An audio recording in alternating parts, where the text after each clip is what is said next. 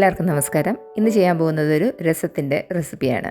അപ്പം ഒട്ടും ഫ്ലോപ്പ് ആവത്തില്ല. നല്ല സൂപ്പർ ടേസ്റ്റി ആയിട്ടുള്ള നിങ്ങൾക്ക് എല്ലാവർക്കും വളരെ സിമ്പിളായിട്ട് തന്നെ ചെയ്തെടുക്കാൻ പറ്റുന്ന ഒരു രസത്തിൻ്റെ റെസിപ്പിയാണ്. ഈ രസം ഉണ്ടാക്കിയിട്ടൊക്കെ ചിലത് പറയും അതിന് നല്ലൊരു മണമില്ല, നമ്മൾ വേറെ വീടുകളിലൊക്കെ രസം ഉണ്ടാക്കും അതിൻ്റെ മണം കേട്ടിട്ട് നമുക്ക് കൊതിയാവും. അപ്പോൾ അങ്ങനെയൊക്കെ പറയുന്നവർക്ക് ഈ രസം തീർച്ചയായിട്ടും ട്രൈ ചെയ്ത് നോക്കാം. നിങ്ങൾക്ക് 100% വിജയമായിരിക്കും. ഈ രസത്തിന് നല്ല മണമാണ്. അപ്പോൾ നിങ്ങൾ എന്തായാലും ഇതൊന്ന് ട്രൈ ചെയ്ത് നോക്കേണ്ടുന്ന ഒരു റെസിപ്പി തന്നെയാണ്. ഇതിനു മുന്നേ ഞാൻ രസം വെക്കുന്നതിൻ്റെ ഒരു വീഡിയോ അപ്ലോഡ് ചെയ്തിട്ടുണ്ടായിരുന്നു. അതിനകത്ത് നമ്മൾ തേങ്ങാപ്പാൽ ചേർത്തിട്ടാണ് രസം വെച്ചിട്ടുണ്ടായിരുന്നത്. അപ്പോൾ അതും നമുക്ക് സിമ്പിളായിട്ട് ചെയ്യാൻ പറ്റും. പക്ഷേ അതിനെക്കാട്ടി കുറച്ചും കൂടി ടേസ്റ്റി ആയിട്ടുള്ള രസമായിട്ട് എനിക്ക് തോന്നിയത് ഇതാണ്. അപ്പോൾ ഈ ഒരു രസത്തിൻ്റെ റെസിപ്പി എനിക്കൊരു തമിഴ് ചാനലിൽ നിന്നാണ് കിട്ടിയത്. അപ്പോൾ ഒരു തമിഴ് സ്റ്റൈൽ രസവും കൂടാണിത്. അപ്പോൾ തമിഴരുടെ രസമൊക്കെ നല്ല ടേസ്റ്റി ആയിട്ടുള്ളതാണ്. അപ്പോൾ നമുക്കിതെങ്ങനെയാണ് ചെയ്യുന്നതെന്ന് നോക്കിയിട്ട് വരാം.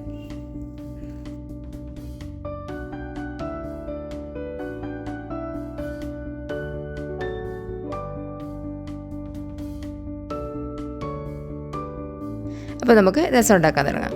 അപ്പോൾ ആദ്യം നെല്ലിക്ക വലുപ്പത്തിൽ നമ്മുടെ പിഴിപുളി കുറച്ചെടുത്തിട്ട് ഒരു പാത്രത്തിലോട്ട് ഇട്ട് കൊടുക്കാം. അതിനകത്തോട്ട് നമുക്ക് ചൂടുവെള്ളം ഒഴിച്ചു കൊടുക്കാം. അപ്പോൾ ചൂടുവെള്ളം ഒഴിച്ചു കൊടുക്കുമ്പോൾ നമുക്ക് പുളി പെട്ടെന്ന് തന്നെ ഞെവിടി എടുക്കാൻ പറ്റും. ഇനി അതൊന്ന് മാറ്റി വയ്ക്കാം. ഇനി നമുക്ക് വേണ്ടുന്നത് മല്ലിയാണ്. 1 ടീസ്പൂൺ മല്ലി എടുത്തിട്ടുണ്ട്. അതിൻ്റെ കൂടെ 1 ടീസ്പൂൺ കുരുമുളകും ഒരു 1.25 ടീസ്പൂൺ നല്ല ജീരകവും എടുത്തിട്ടുണ്ട്. ഇനി അതിലോട്ടൊരു 1/4 ടീസ്പൂണിൻ്റെ പകുതി ഉലുവയും കൂടെ ചേർത്ത് കൊടുക്കാം.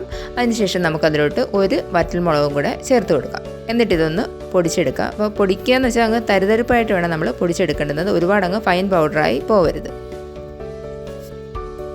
ഇനി നമുക്കതിലോട്ട് ഒരു 4-5 അല്ലി വെളുത്തുള്ളിയും കൂടെ ചേർത്ത് കൊടുക്കാം. ഞാൻ വലിയ വെളുത്തുള്ളി ആയതുകൊണ്ടാണ് 5 എണ്ണം എടുത്തത്. നിങ്ങൾക്ക് ചെറുതാണെങ്കിൽ ഒരു 8 എണ്ണം വരെ എടുക്കാം. ഇനി നമുക്കതൊന്ന് ക്രഷ് ചെയ്തെടുക്കുകയും ചെയ്യാവുള്ളൂ. പൾസ് മോഡിലിട്ട് ഒന്ന് കറക്കിയെടുക്കുക.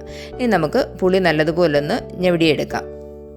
പുളി നമ്മൾ ചൂടുവെള്ളത്തിൽ ഇട്ട് വെച്ചിട്ടുണ്ട്. നല്ല സോഫ്റ്റ് ആയിട്ടുണ്ട്. അപ്പോൾ അതുകൊണ്ട് നമുക്ക് നല്ല രീതിയിൽ തന്നെ അത് പിഴിഞ്ഞെടുക്കാൻ പറ്റും. ഇനി നമുക്കതൊരു വലിയ പാത്രത്തിലോട്ട് മാറ്റാം.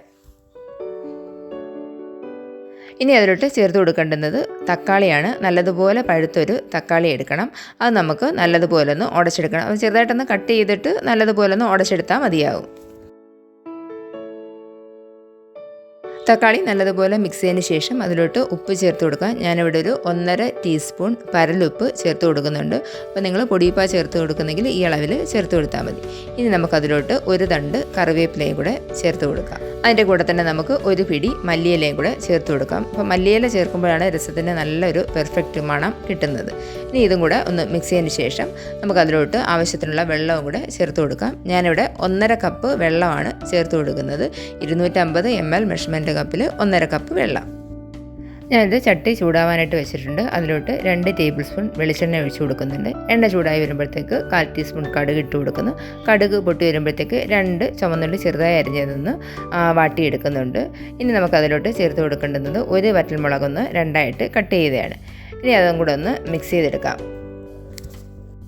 ഇനി നമുക്കതിലോട്ട് 1 പച്ചമുളക് 2ആയിട്ട് കട്ട് ചെയ്തതും കൂടെ ചേർത്ത് കൊടുക്കാം. എന്നിട്ട് ജസ്റ്റ് ഒന്ന് ഇളക്കി കൊടുക്കാം. കറിവേപ്പില വേണമെങ്കിൽ ഈ സമയത്ത് നമുക്ക് കുറച്ച് കറിവേപ്പില ചേർത്ത് കൊടുക്കാം. ഇനി അതിലോട്ട് ചേർത്ത് കൊടുക്കുന്നത് മഞ്ഞൾപ്പൊടിയാണ്. ഒരു 1/2 ടീസ്പൂൺ മഞ്ഞൾപ്പൊടി ചേർത്ത് കൊടുക്കാം. അതിൻ്റെ ആ ഒരു പച്ചമണം മാറുമ്പോഴത്തേക്ക് നമുക്ക് നമ്മൾ എടുത്തു വെച്ചിരിക്കുന്ന പൊടിയും കൂടെ ചേർത്ത് കൊടുക്കാം. എന്നിട്ട് അത് ഒരുപാടങ്ങ് മൂത്ത് പോകേണ്ട, ജസ്റ്റ് അതൊന്ന് വാട്ടിയെടുത്താൽ മാത്രം മതി. ഇനി നമുക്ക് ഈ ഒരു അളവിൽ വേണം കായം ചേർത്ത് കൊടുക്കേണ്ടത്. അപ്പോൾ കായപ്പൊടിയാണെങ്കിൽ ഒരു 1/4 ടീസ്പൂൺ കായപ്പൊടി ചേർത്ത് കൊടുത്താൽ മതി. ഇനി നമ്മൾ നേരത്തെ മാറ്റി വെച്ചിരിക്കുന്ന തക്കാളിയും പുളിയും കൂടെയുള്ള വെള്ളവും കൂടെ ഈ കൂട്ടിലോട്ട് ചേർത്ത് കൊടുക്കാം. എന്നിട്ട് നമുക്കതൊന്ന് മിക്സ് ചെയ്ത് കൊടുക്കാം. നല്ലതുപോലെ ഒന്ന് മിക്സ് ചെയ്തതിന് ശേഷം നമുക്ക് തീ ലോ ഫ്ലെയിമിലോട്ട് മാറ്റി വയ്ക്കാം. ഈ ഒരു രസം നമ്മൾ ലോ ഫ്ലെയിമിലിട്ടാണ് കുക്ക് ചെയ്തെടുക്കുന്നത്. അതായത് രസം തിളച്ച് പോകാനായിട്ട് നമ്മൾ സമ്മതിക്കുന്നില്ല. നമ്മൾ തീ നല്ലതുപോലെ കുറച്ച് വെച്ചതിന് ശേഷം അത് നല്ലതുപോലെ ചൂടായി കിട്ടും. അത് നമ്മൾ തിളയ്ക്കുന്നതിന് സമമാവും. അപ്പോഴത്തേക്ക് തക്കാളിയൊക്കെ വെന്ത് നല്ലൊരു ടേസ്റ്റായിട്ട് മാറും. അപ്പോൾ മാക്സിമം നമ്മൾ കുറച്ച് വയ്ക്കുക. എന്നിട്ടിത് ജസ്റ്റ് അതിൻ്റെ സൈഡൊക്കെ ഒന്ന് തിളയ്ക്കാൻ തുടങ്ങുമ്പോഴത്തേക്ക് അതിലോട്ട് നമുക്കൊരു 2 ടേബിൾ സ്പൂൺ പച്ചവെള്ളവും കൂടെ ഒഴിച്ചു കൊടുക്കാം. കാരണം രസം അങ്ങ് തിളച്ച് പോകാതിരിക്കാൻ വേണ്ടിയിട്ടാണ് നമ്മൾ ഈ പച്ചവെള്ളം കൂടെ ഒഴിച്ചു കൊടുക്കുന്നത്. എന്നിട്ട് നമുക്ക് ഒരു പിടി മല്ലിയിലയും കൂടെ ചേർത്ത് കൊടുക്കാം. അല്ലെങ്കിൽ നമ്മൾ ഈ രസം വെക്കുമ്പോൾ രസം അങ്ങ് ഒരുപാടങ്ങ് തിളച്ച് പോകല്ലെന്ന് പറയാം. അതിൻ്റെ ആ ഒരു മണവും ടേസ്റ്റും ഒക്കെ കുറയുമെന്നാണ് പറയുന്നത്. അപ്പോൾ ഇത്രയേ ഉള്ളൂ. ഇനി നമുക്ക് തവി കൊണ്ട് നല്ലതുപോലെ ഒന്ന് ഇളക്കി കൊടുക്കാം. അപ്പോൾ നല്ലതുപോലെ തന്നെ നമുക്ക് കുക്കായി കിട്ടിയിട്ടുണ്ട്.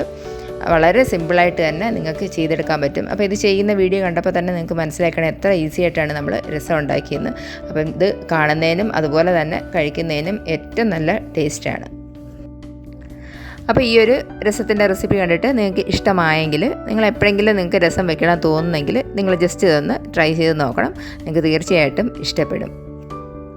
അപ്പോൾ ഈ വീഡിയോ ഇഷ്ടമായെങ്കിൽ നിങ്ങൾ തീർച്ചയായിട്ടും ഒന്ന് ലൈക്ക് ചെയ്യാനും അതേപോലെ തന്നെ ഷെയർ ചെയ്യാനും മറക്കരുത്. അപ്പോൾ രസം ഉണ്ടാക്കി നോക്കിയിട്ട് ഇഷ്ടപ്പെട്ടെങ്കിൽ നിങ്ങൾ കൂട്ടുകാർക്കൂടെ ഒന്ന് ഷെയർ ചെയ്ത് കൊടുക്കണം. അപ്പോൾ നിങ്ങൾക്ക് എൻ്റെ ചാനൽ ഇഷ്ടപ്പെട്ടെങ്കിൽ ഒന്ന് സബ്സ്ക്രൈബ് ചെയ്തേക്കണേ. അപ്പോൾ ഇനി നമുക്ക് അടുത്ത വീഡിയോ കാണാം.